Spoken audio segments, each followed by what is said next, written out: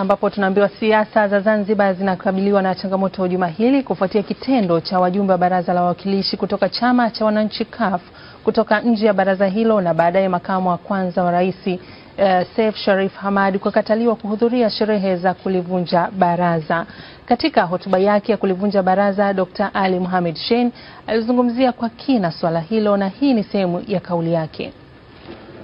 Uamuzi wao wa kutoka nje ya baraza haukuzingatia uamuzi wetu wa kuwa na serikali ya umoja wa kitaifa.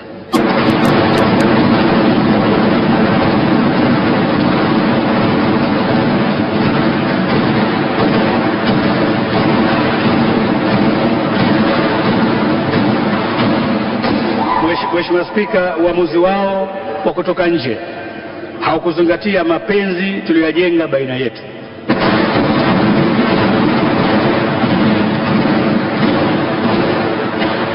Mheshimiwa Spika, uamuzi wao kutoka nje haukuzingatia umoja wetu, mshikamano wetu tuliojenga miaka mitano.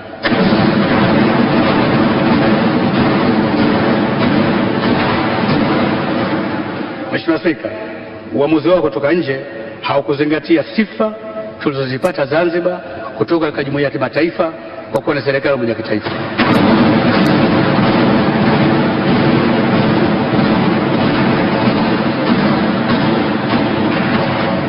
Mheshimiwa Spika, uamuzi wao kutoka nje haukuzingatia maslahi ya Zanzibar. Leo nimezungumza na mjumbe wa Baraza la Wawakilishi Ismail Jusaladhu kutoka Chama cha Wananchi CUF, na kwanza nilitaka kufahamu kwa kitendo chao cha kutoka nje ya Baraza la Wawakilishi haoni kwamba wanaiweka njia panda serikali ya umoja wa kitaifa. Kwanza niweke rekodi vizuri, mimi siku walipotoka sijakuwepo kwa sababu kwa muda mrefu kikao hichi nimekuwa sihudhurii kutokana na majukumu mengine, lakini niseme kama msemaji wa chama na pia mwakilishi kwamba kitendo hicho hakijaiweka shakani serikali ya umoja wa kitaifa, bali wanaiweka shakani serikali ya umoja wa kitaifa ni viongozi wa CCM ambao bahati mbaya Dr. Shein amewaingiza katika serikali yake, ambao tangu mwanzo mwaka 2010 hawakuwa waumini wa serikali hiyo. Matendo kama haya ndio yapelekea wakilishi wa CUF baada ya kuchoka kupeleka hoja hizi serikalini bila kupata majibu, wakaamua kuonyesha kuchukizwa kwao na kuamua kutoka ndani ya Baraza la Wawakilishi. Kwa hivyo serikali ya umoja wa kitaifa itaimarika kwa kuweka nia safi na kufanya yale ambayo yalikusudiwa katika maridhiano, ambayo ni kujenga siasa za istaarabu na za amani na za heshima demokrasia badala ya kufanya mambo ya kihuni mitaani ambayo yalishasahaulika katika Zanzibar yetu. Lakini Bwana Jusa, inasemekana kilichowafanya kutoka si mada iliyokuwa mezani. Je, ni kweli?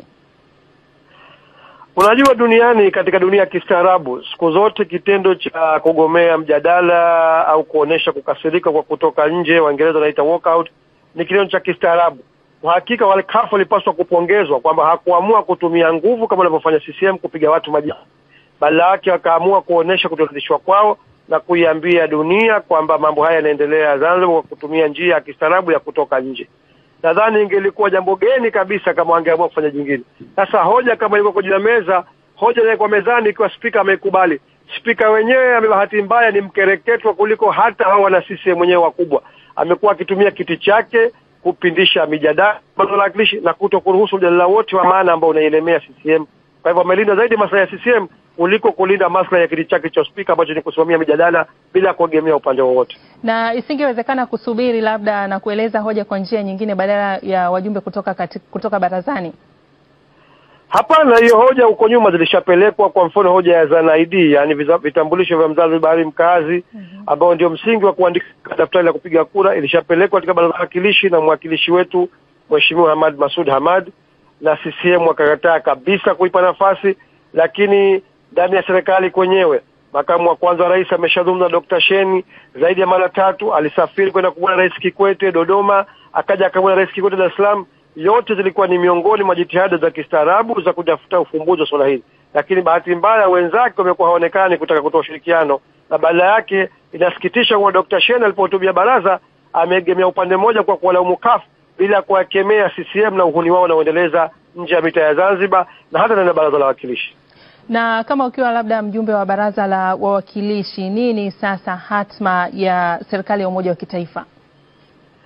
Serikali ya umoja wa kitaifa bado itaendelea kuwepo kwa sababu imeundwa kikatiba na katiba bado na haiwezi kuondoka bila kurudi kwa wananchi wa Zanzibar.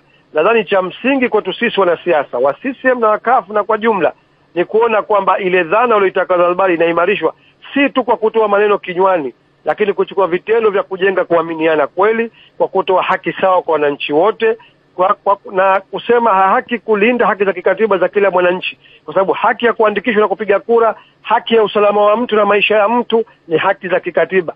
Inashangaza viongozi wa sisi mnapoamua kutumia katiba wanapotaka wao tu, lakini kuzivunja haki hizo zinapogusa raia. Kwa hivyo serikali ya kitaifa itaimarika zaidi kwa tutaheshimiana katika haya, na mimi naamini serikali ya kitaifa itaimarika zaidi baada ya uchaguzi mkuu pale CUF itapokuwa inaiongoza serikali hiyo kwa kufanya yale yaliyokusudiwa alipoletwa maridhiano mwaka 2009 na wananchi kupiga kura maoni 2010 kuleta mfumo huu mpya katika Zanzibar.